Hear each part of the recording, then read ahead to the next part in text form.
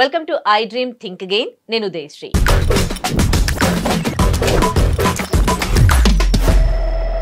మెహబూబాబాద్ కోడి పుంజుల తండాలో జరిగిన ఒక దారుణమైన ఘటన గురించి మనము మాట్లాడుకోబోతూ ఉన్నాము. భార్యాభర్తల మధ్య టీవీ సీరియల్ గురించి గొడవ తలెత్తింది. అది కాస్త అంటే క్షణికావేశంలో వాళ్ళిద్దరూ కూడా చాలా పెద్ద గొడవ జరిగింది. కానీ దాంట్లో విషం తీసుకోవడం జరిగింది. వాళ్ళిద్దరూ కూడా పొలం పనులు చేసేవాళ్ళు. సో పొలానికి ఏదైతే మందు కొడతారో ఆ మందు భార్య తీసుకున్నారు. ఆ తర్వాత బాబు కూడా ఆ మందు తాగినట్లుగా తెలుస్తోంది. మొత్తానికి ఏం జరిగిందో ఏమో తెలియదు, కానీ క్షణికావేశంలో వీళ్ళిద్దరూ గొడవ పడ్డారు. అక్కడ బాబు మాత్రం హాస్పిటల్లో ట్రీట్మెంట్ తీసుకుంటూ ఉన్నాడు. కానీ ఇది చాలా ఆలోచించాల్సిన విషయం. ఇక్కడ వాళ్ళ కోపాలు తగ్గాయి, గొడవ సద్దుమణిగింది. కానీ అక్కడ బాబు పరిస్థితి ఏంటి, అది ముందే ఆలోచించి ఉంటే ఇంత పెద్ద గొడవ అయ్యేది కాదు కదా. ఇవాళ బాబు హాస్పిటల్లో ప్రాణాలతో కొట్టుమిట్టాడుకునేవాడు కాదు కదా. దీని గురించి మనతో మాట్లాడడానికి స్టూడియోలో ఉన్నారు రజనీ రమ గారు, motivational speaker, public speaker, family counsellor. మాట్లాడదాం. నమస్తే అమ్మ, వెల్కమ్ టు అవర్ స్టూడియో. నమస్తే ఉదయ. సరే కదా, ఇద్దరు భార్యాభర్తల గొడవ. ఇవాళ బాబు హాస్పిటల్లో ప్రాణాలతో కొట్టుమిట్టాడుతూ ఉన్నాడు. వీళ్ళు బాగానే ఉన్నారు, ఇప్పుడు ఓకే అయిపోయింది. కానీ పోయిన హాస్పిటల్లో ఆ బాబు పరిస్థితి ఏంటి, అసలు ఏం జరుగుతోంది, ఎందుకు ఇంత క్షణికావేశానికి గురవుతూ ఉన్నారు అందరూ కూడా? ఇప్పుడు మనకి ఈ మొబైల్ ఫోన్స్ వచ్చేసి సమాజం కుళ్ళిపోయింది, పుచ్చిపోయింది, చెడిపోయింది అని చెప్పుకుంటున్నాం. దీనికన్నా ముందు టీవీ అనమాట. ఈ టీవీ ఒకప్పుడు ఒక వేవ్ బాగా 100% చూశారు అందరూ. ఇప్పుడు మొబైల్స్ వచ్చిన తర్వాత కొంచెం ఏమంటారంటే ఫిల్టర్ అయిందని చెప్పచ్చు. ఇందులోకి వచ్చారు కొంత. ఇవన్నీ రాని వాళ్ళు చాలా మంది ఉంటారు, లేకపోతే అవి సీరియల్స్ నచ్చిన వాళ్ళు కొంతమంది ఉంటారు, అందులో అక్కడ ఉండిపోయారు అన్నమాట. అంటే వాళ్ళు ఇది ప్లస్ అది అయి ఉండొచ్చు మేబీ. కొంతమంది కంప్లీట్గా దాన్నే చూస్తున్నారు. ఏంటి, నేను కూడా చాలా చోట్ల అబ్జర్వ్ చేశాను. ఆ దరిద్రపు సీరియల్స్ అసలు అది ఒక కథ అనిపిస్తుంది. ఆ కథ ఎలా ఉంటుందో చెప్పనా, నేను ఒక డైరెక్టర్ కనపడితే నేను అడిగాను కూడా, ఒక పేరు నాకు గుర్తులేదు, చాలా సంవత్సరాలు అయింది. ఏంటండి కథ, దీన్ని నెక్స్ట్ మీరు ఎట్లా రాస్తారు, ఎట్లా ఒకటేసారి రాస్తారా ఏంటి, ఇన్ని మార్పులు ఏంటి కథలో అని అడిగితే, ఈ వారం సీరియల్ ఈరోజు ఎపిసోడ్ అయిన తర్వాత ఆ రేటింగ్ ఏదో చూసుకుంటారంట, చూసుకుని వెంటనే రేపటి కథని దానికి అనుగుణంగా మారుస్తారంట. అది ఎప్పటికి అవుతుంది ఆ సీరియల్? అసలు క్వశ్చనే లేదు, అవ్వదు అది. అలా 4 ఏళ్ళు 3 ఏళ్ళు నడుస్తూ ఉంటే చివరికి అది కంక్లూడ్ చేయరు, దాన్ని ఎత్తేస్తారు ఆ సీరియల్ని. ఇంక అది ఏమైంది ఎవరికి తెలియదు, గోదావరిలోకి వెళ్ళిపోతుంది. అసలు అంతవరకు ఏళ్ళేళ్ళు చూసిన వాళ్ళు ఆ చివరికి క్లైమాక్స్ ఏంటని ఎదురు చూస్తారు కదా, ఆ క్లైమాక్స్ ఇవ్వరు, మార్చేస్తారు. మార్చేసి ఆ ప్లేస్లో వేరే కొత్త సీరియల్ని పెట్టేస్తారు. లేకపోతే సడన్గా కొద్ది రోజులు అయిన తర్వాత వేరే ఛానల్లో, అదే ఛానల్లో టైం మార్చేస్తాడు. ఆ ఫాలో అయ్యే వాళ్ళకి పిచ్చెక్కిపోతారు వాళ్ళు, బీపీ వచ్చేస్తుంది వాళ్ళకి, అమ్మో ఏమైపోయిందో అని. ఆ టెన్షన్ పాపం వాళ్ళకే తెలుసు. ఎందులో ఉండే వాళ్ళకి అదే వాళ్ళకే తెలుస్తుంది, చూసే వాళ్ళకి వినే వాళ్ళకి తెలీదు. వాళ్ళకే తెలుస్తుంది ఆ మానసిక వ్యధ ఏంటో, ఆ టెన్షన్ ఏంటో.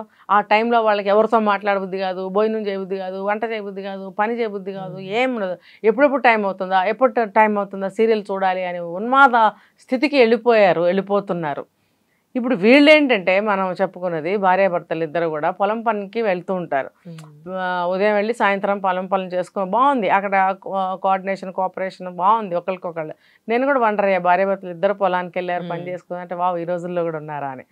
సరే చక్కగా వెళ్ళారు, పని చేసుకున్నారు, పురుగుల మందంతా కొట్టారంట, వచ్చారు.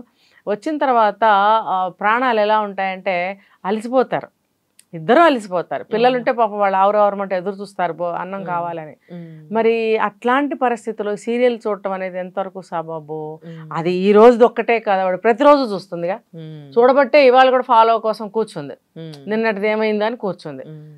అయితే అతను ఏం చేశాడు, ఆకలి అవుతుంది తొందరగా అన్నం పెట్టిన సహజంగా మగవాళ్ళు అంటారు కదా, పెడుతున్నా అంటే పోయేది కదా. ఇప్పుడు టీవీ సౌండ్ అనేది వినిపిస్తూనే ఉంటుంది, నువ్వు ఆ మాటలు వింటూ వెళ్ళి రెడీ చేయొచ్చు కదా. తనేముంది, అలసిపోయినందువల్లనో ఆ బిట్ మిస్ అవుతామనో బ్రేక్ వచ్చినప్పుడు పెడతాను అందట.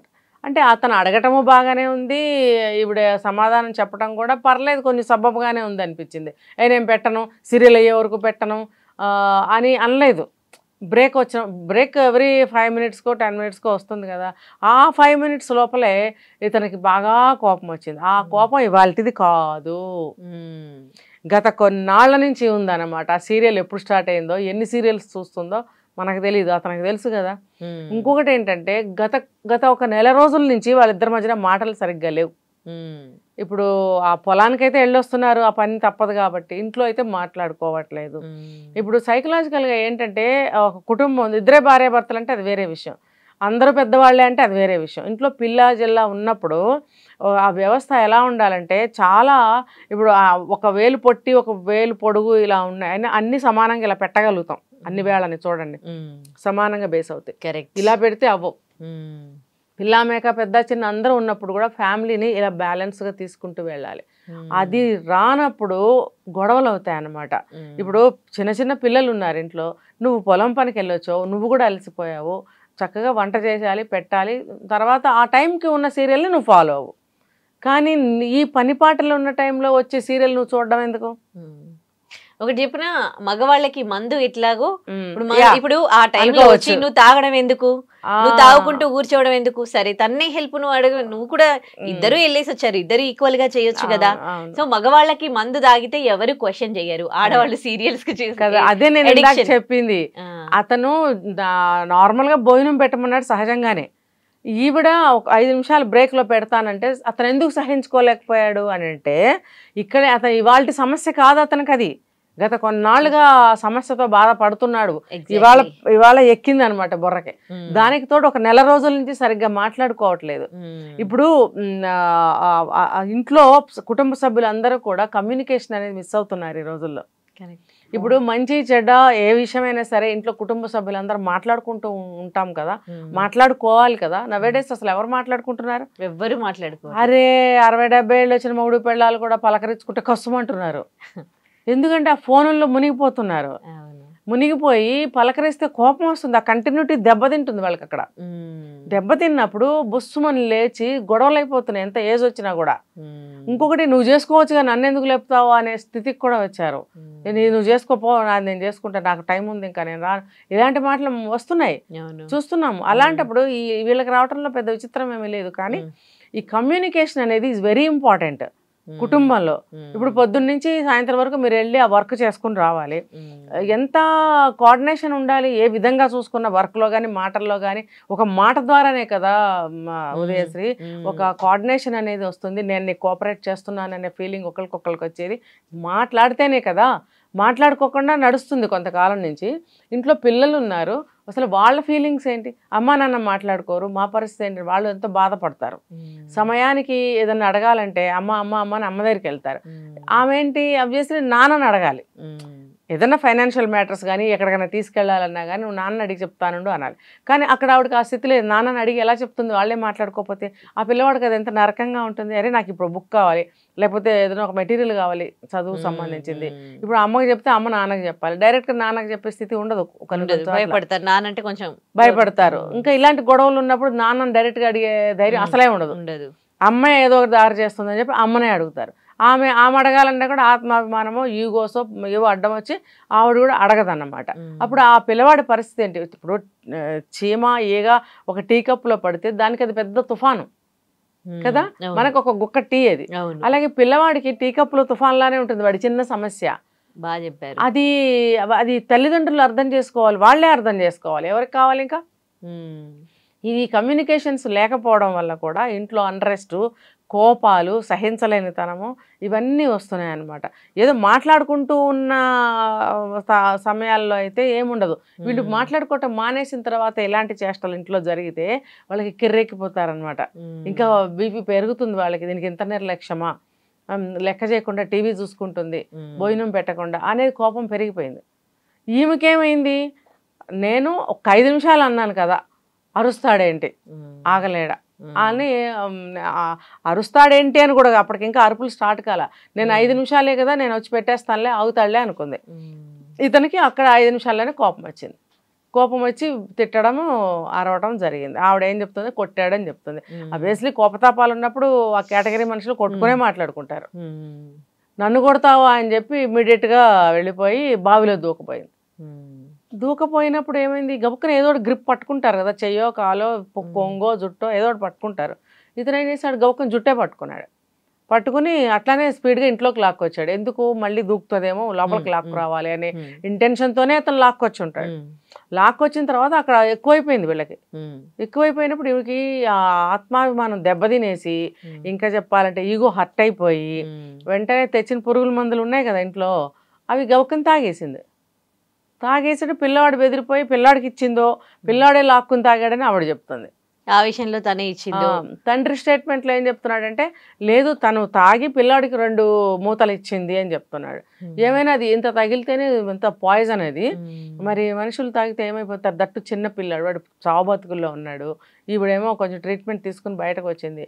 ఇప్పుడు ఏమైంది, ఆవిడకేమో కోపం తగ్గింది, ఈయనకేమో ఆవేశం తగ్గింది, తప్పు తెలుసుకున్నారు. కానీ ఏం జరగబోతుంది ఇప్పుడు, పిల్లవాడు బతుకుతాడా బ్రతకడా? ఇప్పుడు పాత సినిమాల్లో చూపిస్తారు, పిల్లల కోసం వాళ్ళ కోపతాపాలు పంతాలన్నీ మానుకుని పిల్లల కోసం ఒకటైపోయినట్టు పాత సినిమాల్లో బాగా చూపించేవారు కదా.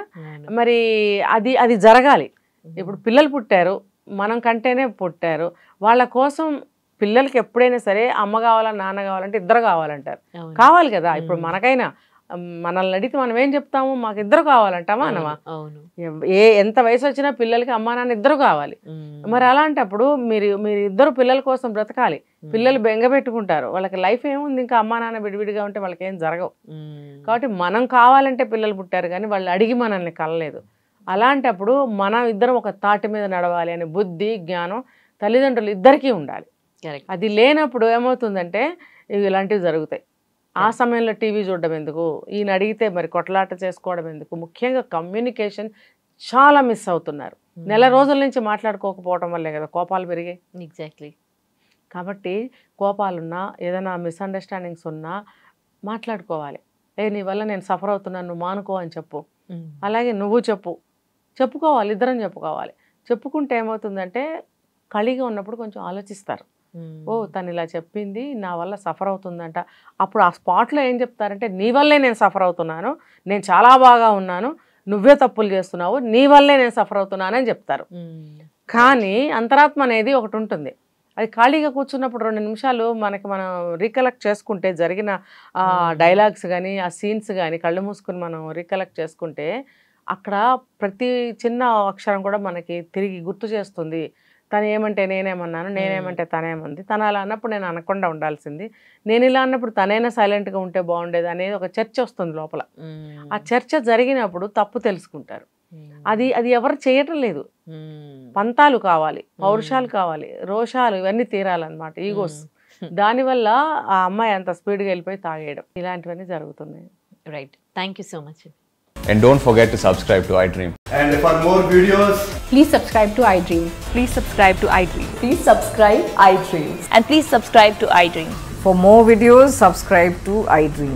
please like, share and subscribe to the channel. Congratulations, iDream. Subscribe to iDream.